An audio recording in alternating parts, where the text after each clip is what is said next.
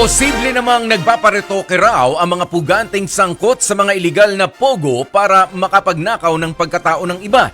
Ginagawa umano yan sa mga underground hospital. Yan ang pampagising na balita ni Ria Fernandez. Sa niraid na underground Pogo Hospital sa Pasay noong May 15, napansin ng Presidential Anti-Organized Crime Commission ang ilang gamit para sa cosmetic enhancements, tulad ng ward na yan na para lang sa hair follicle transplant at gamit para sa pagawaan ng mga pustiso. Mayroon pang lugar para sa gluta drip session na tinudurok para sa pagpapaputi. Sa tingin tuloy ng PAOK, posibleng nag-iibang anyo ang mga pugante at nagnanakaw ng pagkatao ng iba. With this hospital, yung underground hospital na yan, pwede na nilang pabago yung mukha nila.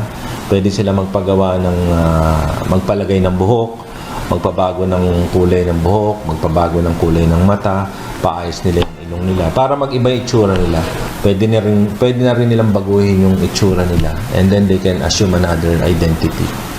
Noong Lunes, nakipagpulong si Chinese Ambassador Wang Xilian kay Executive Secretary Lucas Bersamin para pag-usapan ang pagsawata sa mga organisadong krimen. Ayon kay Undersecretary Gilbert Cruz, nagkasundo ang dalawang panig na pagtibayin ng information sharing pagdating sa mga nawawalang tao at pugante sa China. Target din ng Pilipinas na magkaroon ng pagsasanay kasama ang China pagdating sa cybercrime investigation. Ang mga hakbang na ito, malaking bagay raw para labanan ng krimeng kinasasangkutan ng mga dayuhan gaya ng kidnapping at human trafficking na madalas na iuulat sa mga iligal na pogo. Samantala, wala pang matibay na ebidensya ang mga otoridad na mayroong drug trade sa mga pogo. Pero nakikiusap daw ang China na tutukan ang pagpasok ng iligal na droga sa Pilipinas. Kailangan na natin nung magkaroon tayo ng parang centralized database as to yung DNA ng mga drugs, kung saan-saan ang gagaling kasi yan. Importante yun. So, yung investigation will be focused on specific areas. So, malalaman kagad natin kung saan ang galing yung isang batch ng droga na nakuha dito sa Pilipinas.